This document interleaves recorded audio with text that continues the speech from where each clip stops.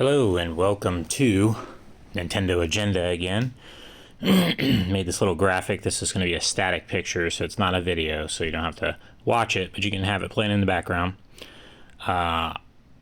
This is going to be my DrGAKMAN State of Nintendo address for not E3 2022. Now, around this time every year, everybody likes to speculate. Everybody likes to talk about what's going on. Most people are talking about the Direct. A lot of people are talking about Nintendo's next gen. A lot of people are just talking about games that are coming out and yada yada yada. So, it's that time of year. So I'm making a video, not just because everybody else is, but because I have my own thoughts and I'd like to get them out there.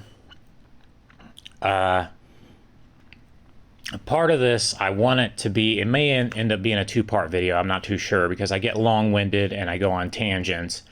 But, obviously the main part is going to be the state of Nintendo is what I want to talk about. But I also want to talk about what they'll do going forward. And I'm not going to really talk too much about the Direct, the incoming Direct that'll probably happen next week. At least that's what the rumors are saying, and I believe them. But maybe in a second part, or maybe if I do this quick enough, I can finish up with my thoughts on what they'll do next. The Switch, Super Switch, or Super Nintendo Switch rumors that are going around. Some of which people are like, that's total BS, and this happened last year too, and we don't want to go through that again, and it's the Switch Pro all over again, and yada yada yada. I get it. So not talking about that at this moment. We're talking about the state of Nintendo. Before we talk about the state of Nintendo, though, we have to talk about the state of the industry. And before we talk about the state of the industry, we have to talk about the state of the world, because the state of the world greatly affects, entertainment, business, and more so the industry than Nintendo, because Nintendo is kind of separate in its own thing from the industry. That's why I kind of make fun of, I say industry instead of industry, because, there's so many people that are out there that they make it out to be like it's this elusive thing or whatever. So whatever. Again, I don't want to go off on too many tangents. I always do, but that's what I do. So first, before we could talk about Nintendo, before we can talk about the industry, we have to talk about the state of the world. And I am not a YouTuber full time. I don't make money off of this. I am not I'm not doing this for money.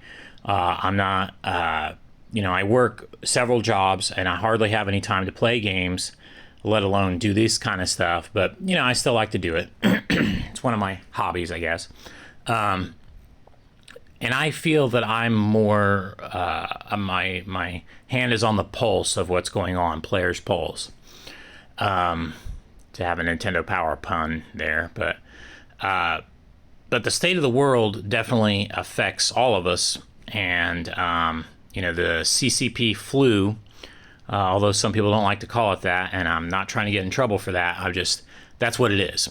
And that's all it is. But it's still being used as an excuse for everything. Prices going up, energy crises, shipping issues, part shortages. It's the perfect excuse for governments and the perfect excuse for businesses to just say, oh, well, we're out of this, or, oh, well, this is, because of what's going on in the world. And that's still being used as an excuse, even though much of the world is over this crap, but not trying to go off on that little conspiracy theory stuff here. It has still affected the world, whether it's should or should not. And the macroeconomics, I'm not just talking about your own personal economics. I'm not talking about local economics. I'm not talking about your country's economics. I'm talking about world, like macro, giant, everything that's going on economics is not in a good place. And a lot of people, with inflation and with all of the problems that we've been having, a lot of people are supposing an incoming crash like we had in 2008. Could be worse, could be not as bad. We don't know. There's something coming though. You can kind of feel it, and that's a sad and scary thing. And that's why a lot of governments and a lot of companies and a lot of banks and everything, they're doing what seems like scare tactics and or reactionary things, because they're awaiting some kind of bubble to burst.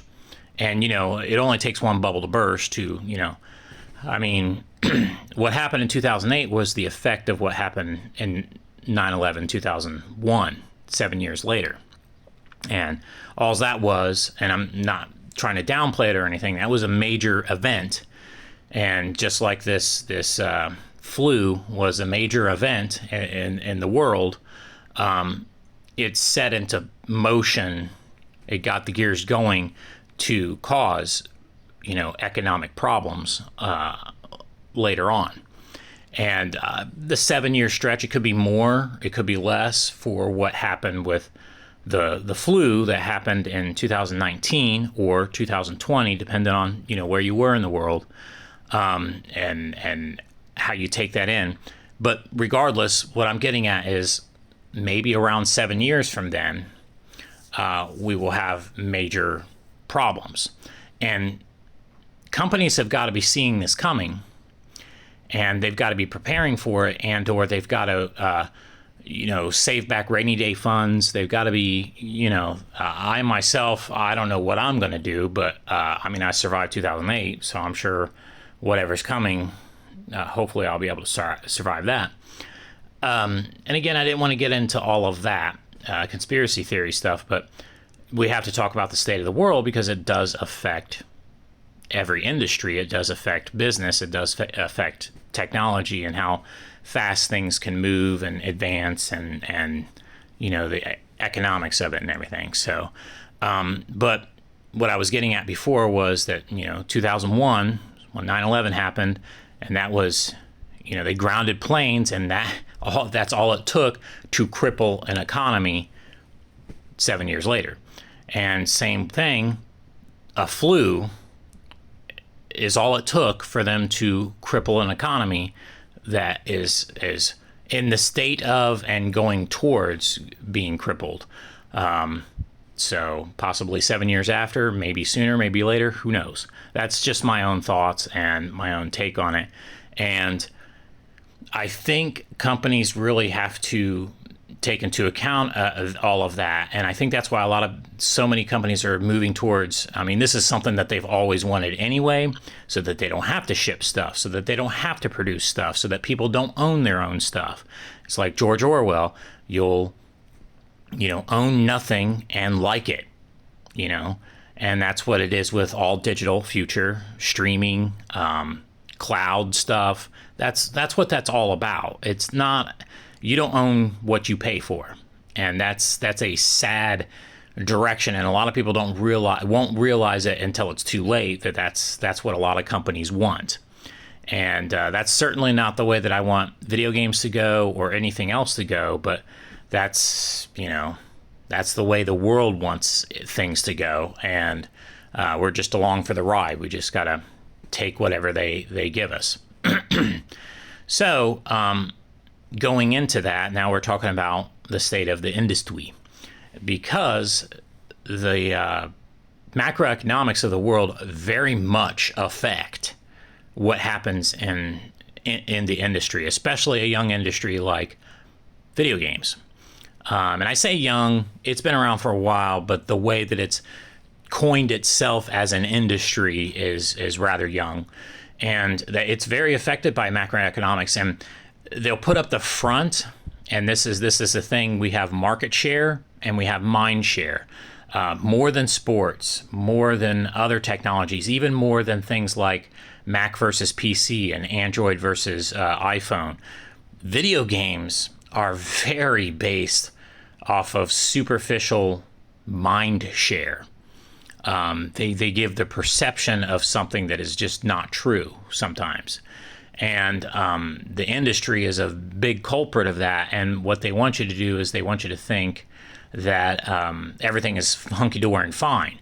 But, I mean, if you're paying attention, some people are on YouTube, they're just so out of touch because, they make money off of playing video games or talking about video games or doing videos on video games and stuff like that. And good for them, whatever. I think that bubble will burst someday, and then they'll have to get a real job. But I work a real job, and I feel like I'm more in tune to the masses, and the industry is definitely away from the masses. They're going towards the money that they think is there for people who spend all their money on video games or spend all their money on the industry, and their life is the industry, and those are the people that they're focusing on, when really it's the masses they should be focusing on. I mean, this is going back to the Wii days. Nintendo was talking about the expanded audience, and people will instantly go, oh, you're talking about casuals. Well, so what? And there's a lot of things. You got to look up Maelstrom. You got to look up Christensen's book on disruption. You got to look up, or books, I should say. You got to look up that kind of stuff and realize that casual fallacy is real. It wasn't just casuals that were buying the Wii. But again, that's a whole other tangent. Not talking about that right now. What I'm just trying to get at is that the industry is putting up a front that they're doing okay, but they're only appealing to a very whiny, a very small, and I'm a part of that too, I guess, because I'm a collector. I definitely love video games, and I'm definitely a part of that, but not so much as some people where their whole life is that. And I mean, even their job is that. I mean, you could say that's with me, but I work at my main job is a media store, but I mean, it's called Game Swap, but it's games is the first thing, but there's a lot of other stuff there too, not just games. Anyways, it's a used market. It's a retro gaming store, and my hand on the pulse of the masses and on real gamers. And I hate to divide people into real gamers and not real gamers or whatever. That's not what I'm trying to say. But they are going back. They see video games, retro video games and classic video games and collecting and stuff like that as an investment, because, it's a money thing. They're spending their hard-earned money on something like that, and they see through what the industry is trying to push on them. Now, don't get me wrong. I'm not saying that all people do that or whatever, but the masses certainly do. The masses are happy with PlayStation 4. The masses are happy with the Switch. The masses are happy with retro gaming and classic gaming and going back into the past. They're not happy with the future. There are some people who are like, oh, I'm all about digital. I'm all about the cloud. I'm all about, downloadable games and all that. You are in the minority, and you are a vocal minority. You are, drinking the industry Kool-Aid, but the truth is the industry is hurting a lot because they did not back Nintendo when they should have. Well, that's one of the reasons, but another reason is that the state of the world is not in a good place economically, and it's heading towards shrinking. And so, you got some YouTube people who are like, why are these companies being bought up and merging? And it's just like 2008. Before 2008, the economy was in a bad place worldwide, and you had once rivals, once competitors, once having to merge. You had Taito and Takara Tomy getting bought up by Konami. You got, I think it was Taito that was bought up by Square. And then Square merged with Enix. Namco merged with Bandai. Koei merged with Tecmo. I mean, and then you got companies changing sides and getting bought up and going first party with hardware manufacturers. And it's even worse these days because bigger companies are getting gobbled up by even bigger companies. And I mean, you know, the whole thing with Bethesda and then Activision being bought up by Microsoft, I mean, that's some scary stuff. Microsoft has half the farms in the United States, and other farms are burning down. You know, I mean, again, not to go on conspiracy theory road there, but look it up. And you'll see a lot of scary stuff going on where these giant companies moving towards, you know, basically monopolies, but legal monopolies. And, you know, we can talk about how unfair that is or whine about it or whatever. I'm not here to whine about that. I'm just letting you know, though, that what, you know, you're saying, why is Ubisoft up for sale? Why is EA up for sale? Why is this and this? And it's like, they know that something's coming, and a lot of the leadership there wants to sell while they can, while the price is high, before the bad things happen. And that is something that has happened back in 2008 with all the mergers and acquisitions and everything, and even more so now. And why? Because the macroeconomics really affect the video game industry, especially the industry side of it. And they're learning, like Iwata said years ago, that diminishing returns is a thing. They are spending more and more and more to make games, but the return on investment is not as high as it used to be. With Nintendo, it is. And some people will say, yeah, because they spend nothing on their hardware and they spend nothing on their games and then they make massive profit. Well, it's business, you know? And if the games are fun and they still look good enough, what's the problem?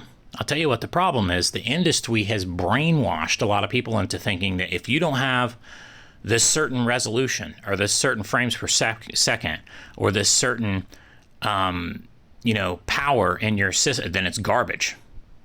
My eyes bleed. Oh, it's collecting dust. It's in my cupboard. You know, you see that on forums, and some of that bleeds over into real life, but the masses don't think that way. The masses are okay with 2-bit, 8-bit, 16-bit. They're okay with that.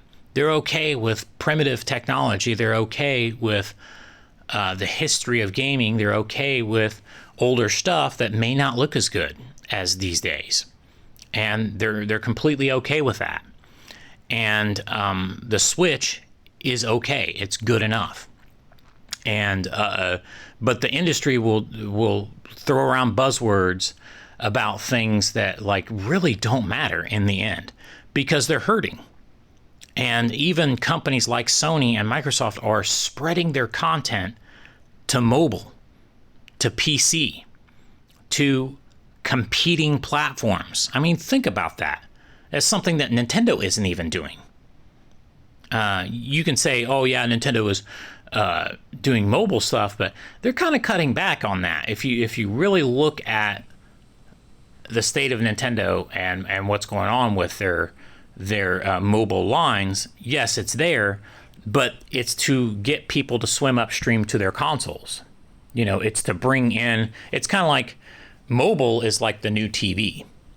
Back in the day, you had commercials and cartoon shows and cereals and all kinds of stuff and toys to get people into gaming in other ways if they couldn't afford to, at the time, get the console, get the games, you know, arcades, all that kind of stuff was all aimed at, hey, come and get the system someday, eventually, or come and play our games or whatever. And it's the same thing with mobile. And that's the smart way to do it. A lot of people thought when Nintendo was starting to go towards mobile that they were just going to start making games for Sony. No. Look, MLB The Show, a Sony game, is on. Now, granted, that's because of the MLB, not because of Sony, of course. But still, though, it happened. And you've got things that Microsoft owns on Nintendo on the Switch, you know? And I don't think that that's going to go away. If Microsoft ends up buying Activision, then Call of Duty should smartly, if they want to make money, come over to the Switch. And yes, oh no, it's going to have less frames per second, and oh no, it's going to be crap. Whatever, shut up. You don't know what you're talking about. The money is there. And it's the same kind of principle that I talked about, or that I've talked about with people. The Turtles. The Turtles arcade game was 4 players, looked like a cartoon being played in real life, was awesome, and everybody loved it. And it got downported to the NES. And by today's standards, the industry would mock that, and they would say, oh, it looks like garbage, it's trash, it's nothing like the arcades. But it's still sold. It's still fun. It's still a classic. It's, so if that can be done back then today you could have miracle ports of games that you would say have no business being on the Switch. It could still happen. Is it going to? Probably not, because a lot of these games weren't going to come to Switch anyway because of industry bias and internal politics and certain developers and certain publishers that just don't want to work with Nintendo because of whatever reason. That's beside the point. Even if Nintendo had the strongest system out there, the most up-to-date, cutting-edge system out there, it doesn't matter, because there's certain people in the industry that don't like them or don't want to support them or don't want to make their money with them. And it's sad because it's stupid. They're losing money. They're leaving money on the table. That's a whole other argument. That's a whole other discussion. So now that we've talked about the state of the world and the state of the industry, let's talk about the state of Nintendo. It's healthy. People are saying, oh my God, they need to make a new system right away. Why? I mean, literally, why?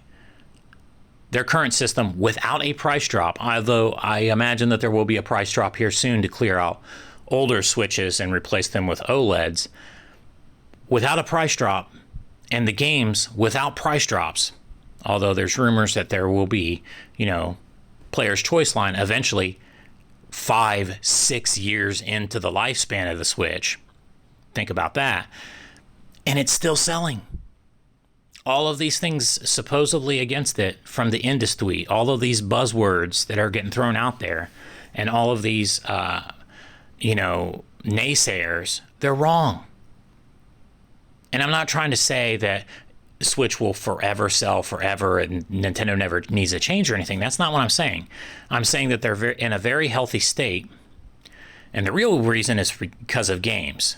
There was a recent interview with Reggie when he's trying to promote his book, and I don't like a lot of the things that Reggie's been saying recently, but he is right about one thing. He says as they transition to next generation, although I don't, that's a whole other discussion that I'm not going to talk about right now, but they need to focus on games, and that's always true. That's always true. Who won? Every generation. The one with the most games. The one with the best games. Not the best looking games. Not the most powerful games. Not, not the one with the best hardware. No. It was always the one with the most games. And winning is kind of a it's kind of a e-peen dick measuring contest. It's not that's just whatever. But market share, and also important user base, active user base in that market share, which the Switch has not only got a lot of people, who've bought the system, but it's still active. That was a difference between the Switch and the Wii. The Wii, there was a lot of people that bought it initially, and there was a lot of people that would continue to buy it when certain games would come out. But it fell off a cliff because Nintendo lost focus on going from it to 3DS and then later to Wii U. And Nintendo doesn't have that same kind of problem with the Switch because they will probably continue to make hybrids as they go forward. And if they do it right, if they're smart, if they don't follow the whole HD twins versus Wii problem that they had, where every analyst and every journalist and everybody in the industry was saying, oh, there should be a Wii HD. Then they'll have all those games that the HD twins have. No, they would lose. And the reason why they would lose is because a marketing ploy every time when somebody brings out something, then somebody has to bring out something even better just to shit on it. That's just the way it goes. Ever since the Genesis came out to shit all over the NES, Nintendo had to bring out the Super Nintendo, and so on and so forth. And no one would believe, especially now, after several generations of Nintendo being on the lower spec end, no one would believe that Nintendo would have like a cutting edge system. Even if they did, they'd be like, nah. Like, for instance, the GameCube was very cutting edge. It beat out the original Xbox for half the cost. Not just the cost of consumers, but the cost of Nintendo. And that's why a lot of those companies ended up going with the people who were behind the GameCube, because they were like, oh man, less money for more results. The GameCube was definitely more powerful than the PlayStation 2, and in some ways was more powerful than the Xbox, even though Microsoft threw millions of dollars at that thing. But that's beside the point. Most people in their mind share thought that GameCube was dead last and that Xbox somehow was right behind the PlayStation 2. The truth is the PlayStation 2 trounced them both because of a larger market share, more games, not because of more power, more games, and an active user base that still continued to go all the way into the first couple of years of the PlayStation 3's life. That's all beside the point. What I'm saying is that Nintendo is very healthy. The state of Nintendo is very healthy despite what the industry says. A concern for a vocal minority is that there's going to be less next-gen games, but as I argued before, a lot of those games were going to come to Nintendo platforms anyway because of bias against Nintendo, even if Nintendo had a more powerful platform. Now, granted, I do think that if they had a little bit more powerful platform, the Resident Evil remakes would probably come over. Maybe the Final Fantasy VII remake would come over. Maybe the Kingdom Hearts stuff would be native on a cartridge as opposed to going to the cloud or whatever. That's a maybe. Probably, actually. But what do? Do you shit on your current over 100 million user base and tell them, hey, buy a new system now? No, we have to think about the transition, and that is a concern. But the uncertainty of the economics of the world is more of a concern for most gamers and for most of the masses and for most of the people who are current Switch owners. A lot of people are holding off on buying a Switch because they're worried that the moment that they do, that there's going to be a new Switch right around the corner. And that's justified. But if it's not a next-gen Switch, it's just a little bit more power, or if it's just a iterative jump, kind of like the OLED was over the Redbox Switch, and the Redbox Switch was over the original launch Switch, and then, to a certain degree, the Lite was. Those are just, it's a part of a family of systems. And I think Nintendo can continue to milk that. And I know people don't like that idea of milking it. But, I've done videos in the past on all the different things that Nintendo could do to keep the Switch going. And I think that they should, especially given the world and the state that it's in. There needs to be a certain strong platform, and it's definitely strong in Japan, and worldwide it's very strong too. And that's the funny thing, the industry ignores that. They leave money on the table. They're focused on PlayStation 5 when hardly anybody has one. Now, I say hardly anybody has one. Yes, there's about 20 million people who have one, but how active are they? How much buying power do they have left after obtaining a PlayStation 5? So I'm sure half of them are interested in buying a bunch of games. But, you know, some of them had to settle for a digital version of it, and in which case they can't buy physical games, which means it's all, you know, moot digital cloud crap anyway. But that's all, you know, a tangent that I'm not going to go on there. But hopefully Nintendo doesn't fall for the whole Wii HD problem. And that was a problem with last year. And every year, actually, since the Switch has launched, oh, there's going to be a Pro one. Oh, there's going to be a better one that's coming out. Oh, there's going to... Okay. But that the Wii HD rumors kind of really killed a lot of the momentum for the Wii. Now, of course, not having enough games on the Wii and the like the Switch's charm still is fresh, whereas the Wii's charm of waggle and using the Wii remote was kind of it couldn't last as long as the hybrid idea. The hybrid idea is brilliant. You buy one game and you can play it on the go or on your TV. That's mind blowing. That's something that Nintendo that I said Nintendo, if you know, should have been doing since, you know, after the Wii days. And I had always thought about that. I love the idea of the NEC TurboGrafx and the Turbo Express. You buy the one game and you could play it on your home system or you could play it on the portable system. That's brilliant. But the Switch takes that to a whole other level because it's Nintendo. And man, it's still fresh in people's minds. It's still considered a new system.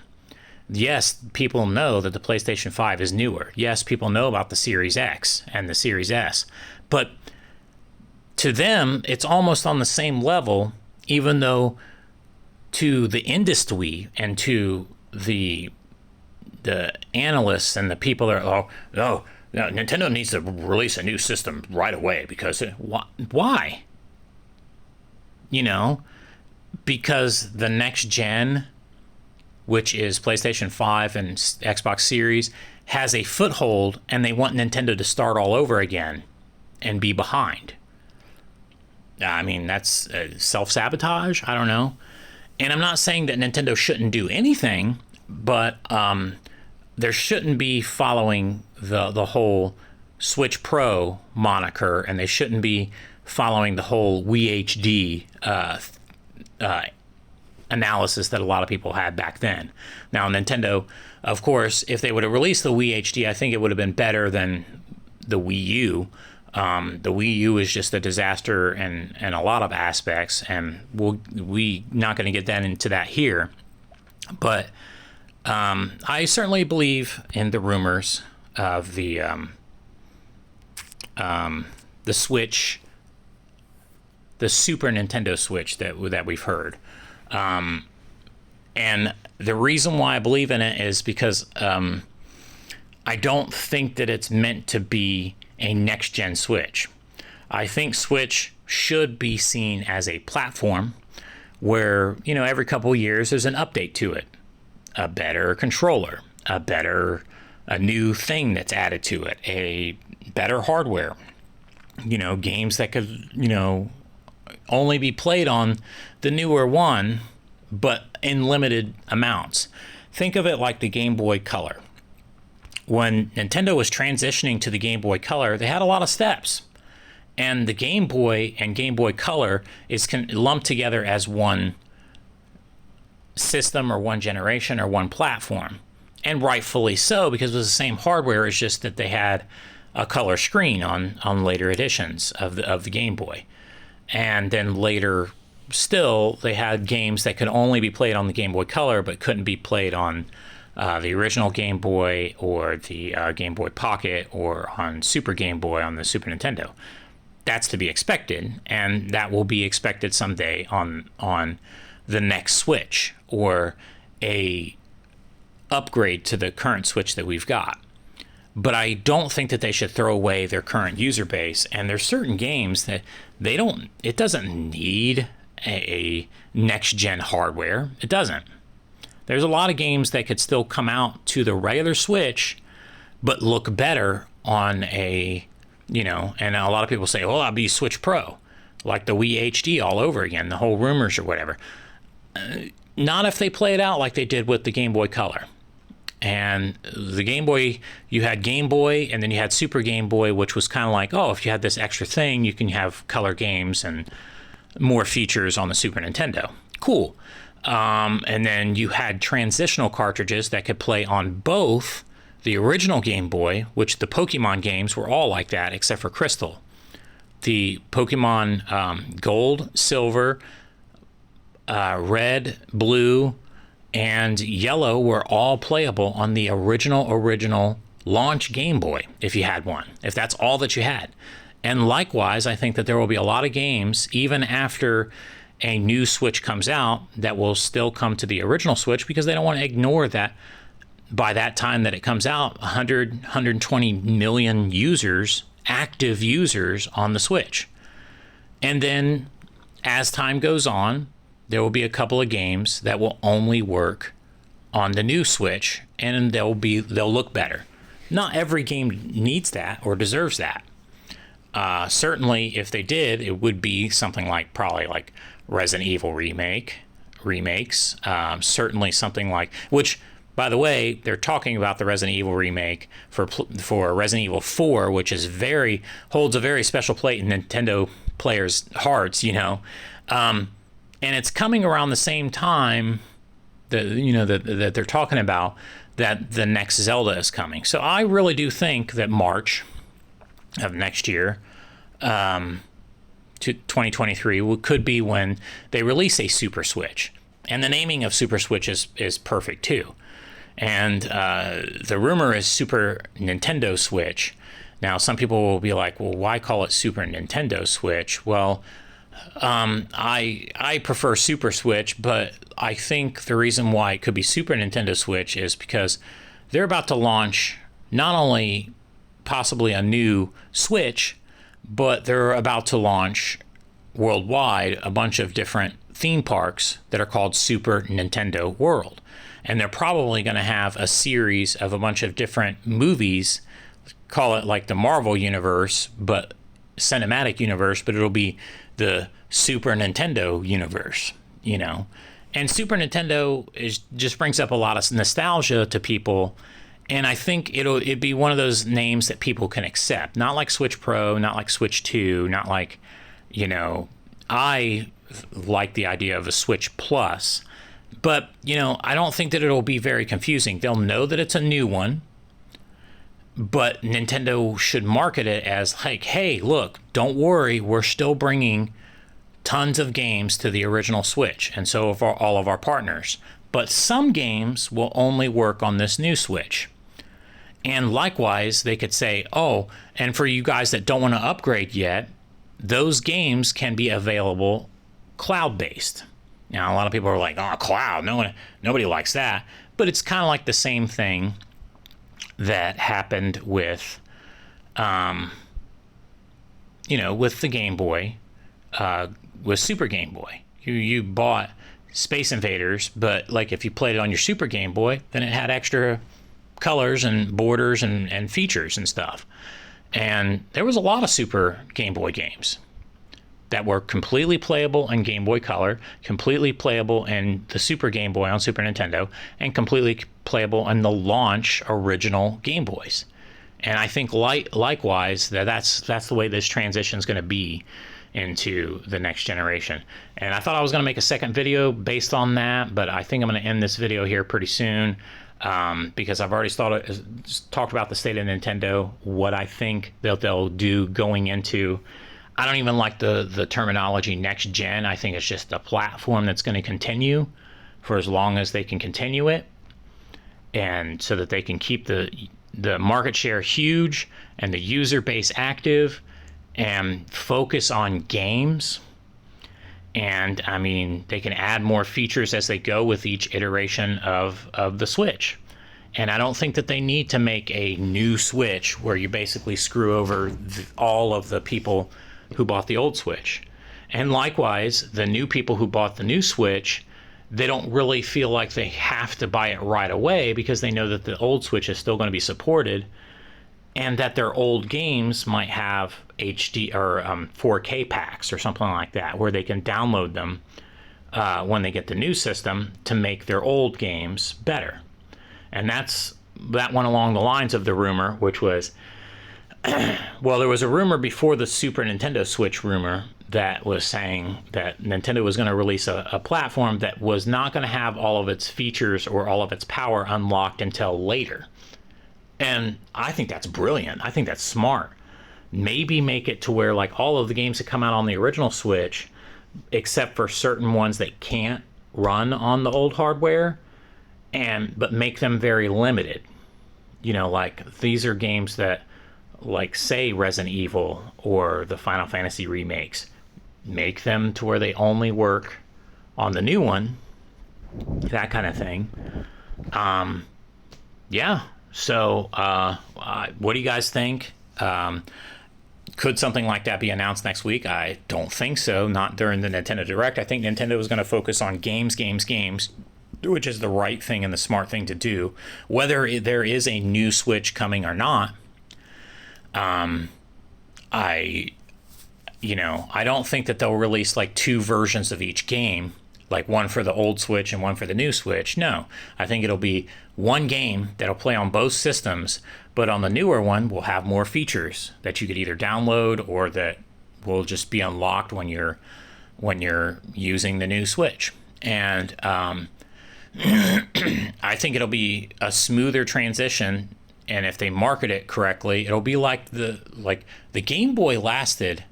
If you include the Game Boy Color, the Game Boy line lasted years after it should have, or most people think that it should have, you know. And I think people have a little bit more leeway because of phones these days, and with seeing it as a platform where the games can be played across all of them. And then eventually there's going to be a cutoff where a certain version of Android can no longer play this certain version of a game, or the iOS won't work on certain games once they get too old. Now, of course, we're not talking about like planned obsoleteness. No, we're not talking about that. But we're certainly talking about making the Switch last as long as possible while still keeping it fresh with a bunch of new games. And I guess I'm rambling at this point. So again, I'm going to stop this video. Thanks for listening, and tell me what you think. And I just wanted to get this out there before the Nintendo Direct, just in case they did say anything. I don't think that they will. I think it'll be one of those things where it'll happen after the new year. Or if they say anything before then, they'll say, hey, don't worry, we're still supporting the original Switch. This will just be a new Switch that'll make your games look better, is all. And then shortly after it launches, then they'll have games that will only play on it. But they'll be very limited releases, meaning there was only some games that will be like that. So that way they don't feel like people have to throw away their old Switch and get a new one. And they're not shitting on their old existing customers that are still active, by the way. So thanks for listening, and tell me what you think.